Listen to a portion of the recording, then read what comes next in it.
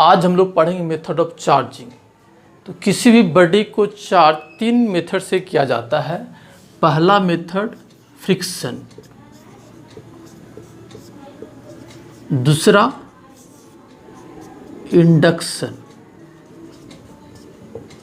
और तीसरा कंडक्शन। ये 3 मेथड होता है बच्चों किसी बॉडी में चार्ज डेवलप करने के लिए। ठीक है, तो बारी बारी से इसको स्टडी करेंगे। तो सबसे पहले हम लोग पढ़ेंगे फ्रिक्शन।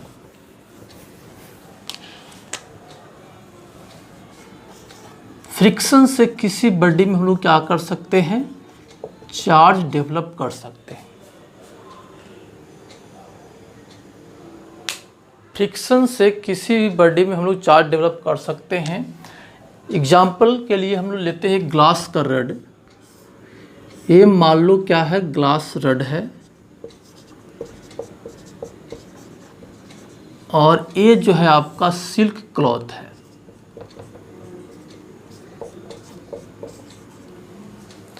जब हम लोग ग्लास रड को सिल्क क्लॉथ पर जब रब करते हैं तो उस केस में इस पर पॉजिटिव चार्ज डेवलप हो जाता है।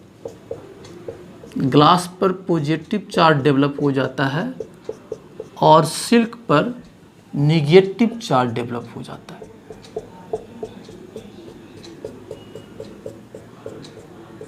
क्यों होता है बच्चों?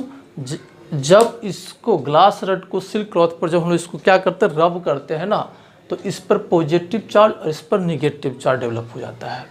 अगर इस पर पॉजिटिव चार्ज डेवलप हुआ, इसका मतलब ये हुआ कि इससे इलेक्ट्रॉन निकल कर चला गया है किस पर, सिल्क क्लॉथ पर, जिसके वजह से इस पर निगेटिव चार्ज डेवलप हुआ और इस पर पॉजिटिव चार्ज डेवलप हुआ।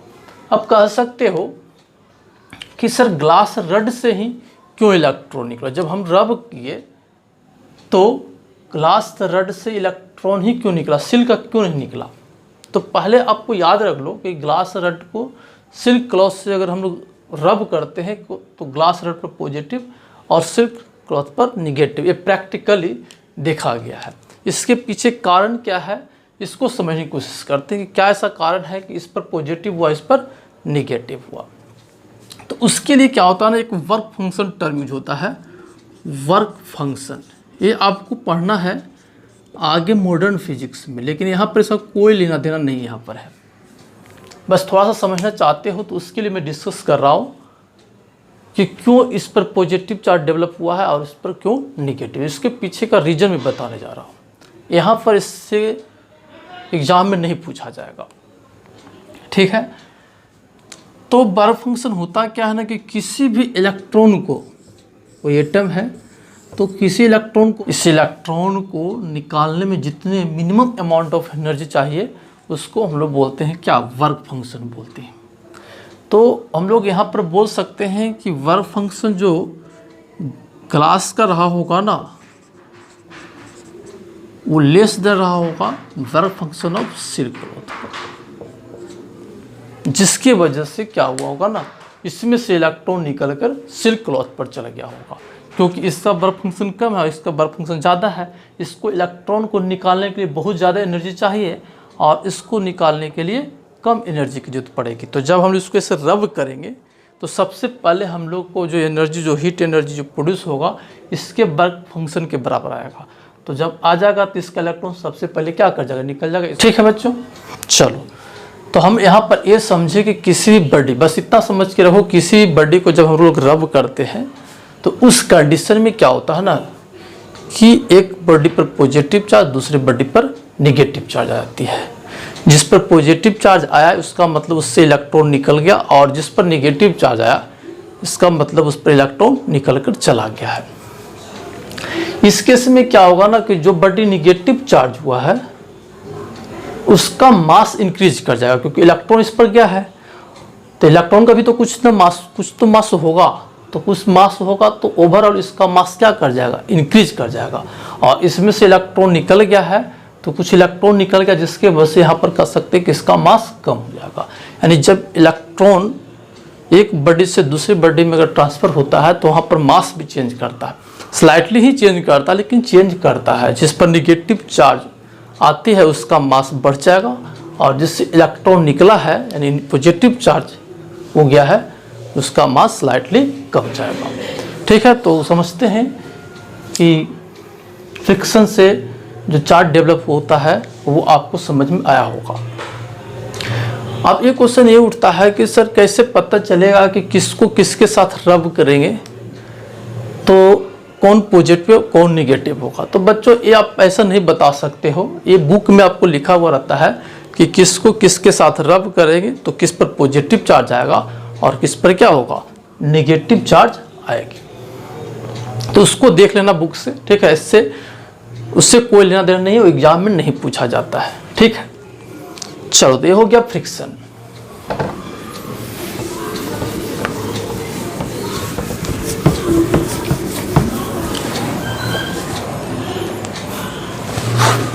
दूसरा हम लोग पढ़ेंगे इंडक्शन।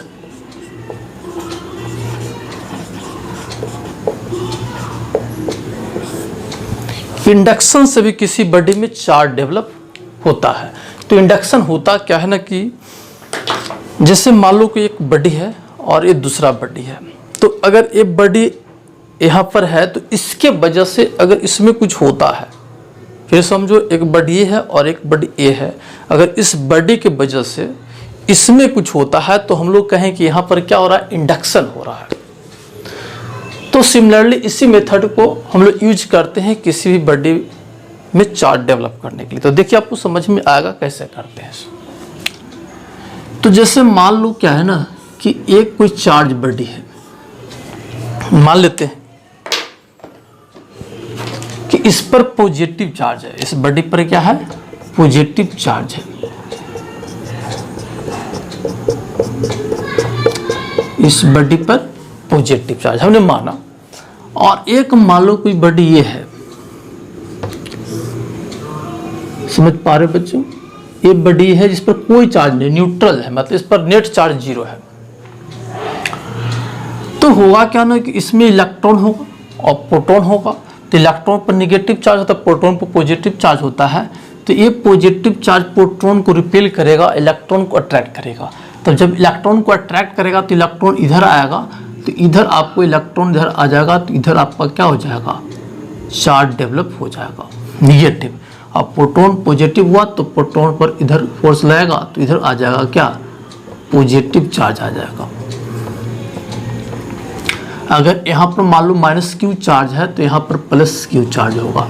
तो अभी भी यहाँ पर नेट चार्ज कह सकते हो कि अभी इस बॉडी का क्या है, 0 है। पहले भी इसका नेट चार्ज 0 था, अभी भी नेट चार्ज 0 है, लेकिन इस बॉडी में चार्ज डेवलप हुआ है, इधर निगेटिव और इधर पॉजिटिव चार्ज डेवलप। इस पर मान लो कि Q चार्ज रहा होगा। तो इस बॉडी में जो चार्ज डेवलप हुआ वो किस मेथड से हुआ, तो हम लोग बोले कि यहाँ पर इंडक्शन से चार्ज डेवलप हुआ है। ये साइड निगेटिव हो गया और ये सब साइड पॉजिटिव हो गया। और भी एग्जाम्पल लेते हैं। पहला एग्जाम्पल देखो ऐसा है, दूसरा एग्जाम्पल समझने की कोशिश करते हैं। ठीक है बच्चों, देखो क्या है ना, ये मान लो कि एक स्फीयर है, ठीक है, और इसको इंसुलेटिंग स्टैंड पर रखे हैं, मतलब इंसुलेटर का है। इंसुलेटर का इसलिए रखते हैं ताकि क्या है ना, इसमें जो चार्ज डेवलप होता है तो वो चार्ज इससे इधर फ्लो ना कर जाए, या फिर आपका इधर से इधर ना फ्लो करे। कंडक्टर का रहेगा तो क्या होगा ना, चार्ज हमेशा फ्लो करते रहेगा, तो इस बॉडी में चार्ज डेवलप नहीं हो पाएगा। तो हम लोग क्या करते हैं, इसको इंसुलेटर पर रख देते हैं ताकि इधर से इधर चार्ज ना जाए और इधर से इधर चार्ज ना जाए। ठीक है, अब इसके नज़दीक क्या करते हैं ना कि एक चार्ज बॉडी को लाते हैं, जिस पर मान लेते हैं कि अभी क्या है ना, पॉजिटिव चार्ज है। ये हो गया स्टेप 1, मतलब हम लोग इसको चार्ज करना चाहते हैं तो हम लोग पहले ये करना पड़ेगा, तो इसको लिख दिए स्टेप 1। ठीक है, अब क्या करेंगे ना, जब ऐसा करेंगे, ठीक है, तो ये पॉजिटिव होने की वजह से इधर आपका क्या हो जाएगा, निगेटिव चार्ज आ जाएगा। By induction. और अगर ये निगेटिव है तो इसके जस्ट अपोजिट में उतना ही अमाउंट में पॉजिटिव चार्ज डेवलप हो जाएगा। और इंसुलेटर है तो इधर से इधर कोई चार्ज फ्लो नहीं करेगा, तो अभी फिलहाल इधर निगेटिव और यहाँ पर पॉजिटिव चार्ज डेवलप हो गया। अब इसको स्टेप 2 में देखिए क्या करेंगे। स्टेप 2, स्टेप 2 में क्या करेंगे ना बच्चों की, ये जो वाला पार्ट है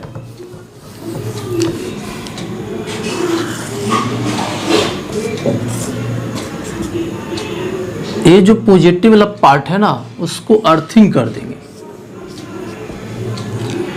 और इसको यहाँ पर ऐसे रहने ही देंगे। इसको हम लोग अभी हटाएंगे नहीं, इस बड्डी को, ये ऐसे ही रहेगा। और तो जब ऐसा कर देंगे तो यहाँ पर जो पॉजिटिव चार्ज था ना, ये पॉजिटिव चार्ज या न्यूट्रल हो जाएगा। न्यूट्रल होने के लिए क्या हो जाएगा ना, यहाँ से इलेक्ट्रॉन जाएगा, क्या जाएगा, इलेक्ट्रॉन। तो इस यहाँ पर जो आपका पॉजिटिव चार्ज था उसको न्यूट्रल कर देगा। और लेकिन यहाँ पर जो निगेटिव चार्ज जो डेवलप हुआ था वो ऐसा का वैसे ही रहेगा, क्योंकि क्या है ना, ये अभी यहीं पर है तो इसका इफेक्ट भी रहेगा, यानी इलेक्ट्रॉन यहीं पर रहेगा, ठीक है। लेकिन यहाँ पर जो पॉजिटिव चार्ज है, ठीक है ना, उसको ये अर्थ क्या करेगा, निगेटिव चार्ज देकर उसको न्यूट्रल कर, नेट चार्ज 0 कर देगा। तो ये हो गया स्टेप 2। अब हम लोग देखेंगे स्टेप 3।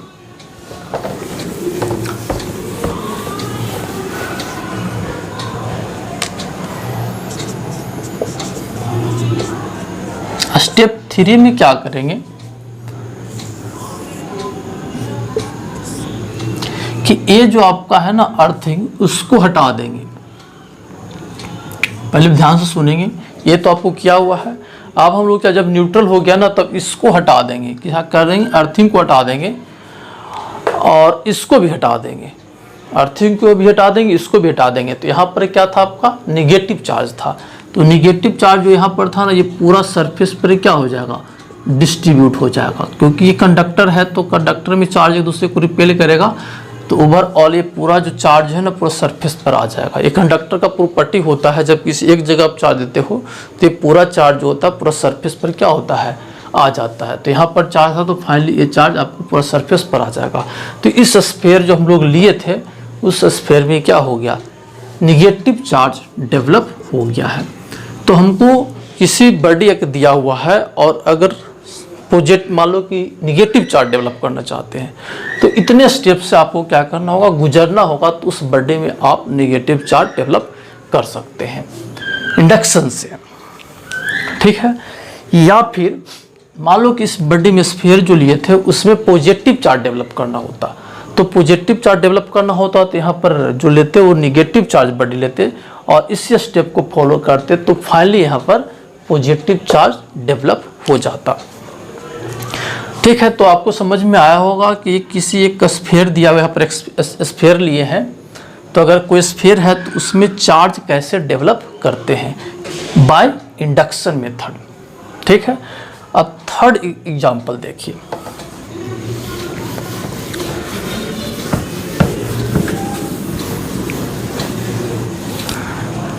अब थर्ड एग्जांपल में बच्चों क्या है ना, जिसको हमने सी नाम दिया, थर्ड एग्जांपल में क्या कर रहे हैं कि 2 स्फीयर ले रहे हैं। तब क्वेश्चन में आपसे पूछा जाता है ऐसा, तो चलो मान लेते हैं कि आपके पास क्या है ना, 2 स्फीयर है ऐसे, दोनों एक दूसरे से टच किए हुए हैं। इसको भी इंसुलेटिंग स्टैंड पर रख दिए हैं और इसको भी इंसुलेटिंग स्टैंड पर रख दिए हैं, ठीक है। अब हम लोग क्या किए ना कि यहाँ पर फिर एक चार्ज बॉडी लाया,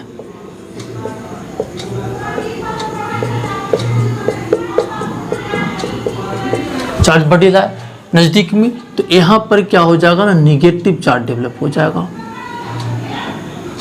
और इधर निगेटिव, तो इसके दोनों तो कंडक्टर हुआ कांटेक्ट में है, तो हम लोग एक बॉडी मान लेंगे, तो इधर निगेटिव, तो इसके जस्ट अपोजिट साइड में क्या हो जाएगा, पॉजिटिव चार्ज डेवलप हो जाएगा। समझ में आ रहा है, अब पॉजिटिव चार्ज हो गया। अब मान लो कि ऐसा भी है, ठीक है। अब फिर अगर इसको हटा दोगे तो फिर ये बॉडी क्या हो जाएगा, न्यूट्रल हो जाएगा, क्योंकि ये क्या हो, निगेटिव पॉजिटिव फिर क्या होगा, मतलब पॉजिटिव जिधर आया है इधर पॉजिटिव आया आ जाएगा, नहीं ओवरऑल जैसे शुरू में सिचुएशन था वही सिचुएशन हो जाएगा। लेकिन जब इसको यहाँ पर रखेंगे तो यहाँ पर निगेटिव और यहाँ पर पॉजिटिव चार्ज होगा। ठीक है, ये हो गया स्टेप 1। अब क्या करो ना कि इसको भी हटा दो और इसको अलग कर दो, तुरंत कह सकते हो। स्टेप 2 में इसको हटा दीजिए और ये दोनों को भी हटा दीजिए। तो यहाँ पर निगेटिव चार्ज था तो ये पूरा सरफेस पर आ जाएगा, तो ये हो जाएगा निगेटिव चार्ज बॉडी और ये हो जाएगा आपका क्या, पॉजिटिव चार्ज बॉडी हो जाएगा। तो इस तरीक़ा से हम लोग क्या कर सकते हैं कि दोनों बॉडी में चार्ज डेवलप कर लिए, एक में निगेटिव चार्ज होगा तो दूसरे में क्या होगा, पॉजिटिव चार्ज डेवलप होगा। तो ये भी एक तरीका हुआ इंडक्शन से किसी बॉडी में चार्ज डेवलप करने का। ठीक है, तो ये आपका एग्जाम्पल जो था इंडक्शन से था। अब हम लोग पढ़ेंगे कंडक्शन। इसको लिख लेंगे।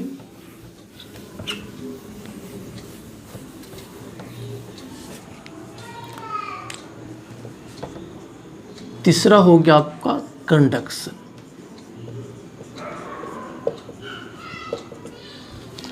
ठीक है बच्चों, तो कंडक्शन में क्या है ना कि जैसे मान लीजिए कि ये स्फीयर है और ये दूसरा स्फीयर है। ठीक है, इस स्फीयर पर क्या है ना कि चार्ज दिया हुआ है, मान लो कि इस पर पॉजिटिव चार्ज है और इस स्फीयर में चार्ज डेवलप करना चाहते हैं। तो इसको क्या करें कि वायर से लिए, यहाँ पर स्विच दिखा दी है, ये स्विच है, अभी ये स्विच क्या है, ऑफ है। ऐसा ये हो गया स्टेप 1, ऐसे कर दिए। तो इसमें चार्ज डेवलप करना चाहते हैं तो ऐसे एक बार लाएंगे, इसमें अभी हम लोग वायर्स को जोड़े नहीं हैं।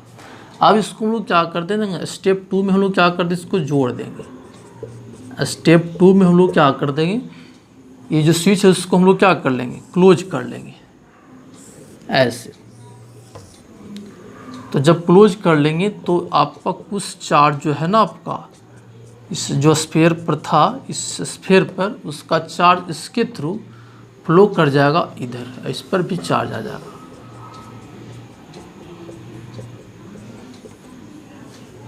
ठीक है, तो इस बॉडी में जो चार्ज डेवलप हुआ है, यहाँ पर स्विच क्या हो गया, जो आपको क्लोज्ड हो गया है। तो क्लोज हो गया है तो यहाँ से चार्ज ऐसे फ्लो करके इस सरफेस पर आ गया है। तो इस बॉडी में जो चार्ज डेवलप हुआ है वो किस मेथड से हुआ है, कंडक्शन मेथड से हुआ है। तो आप लोगों को समझ में आया होगा कि किसी भी बॉडी में अगर चार्ज डेवलप होता है तो 3 तरीक़ा से होता है, और फ्रिक्शन, इंडक्शन और कंडक्शन आपको एग्जाम्पल लेकर आपको समझा दिया गया है। इसको अगर नहीं समझ में आया तो फिर एक बार इसको पढ़ने की कोशिश करें।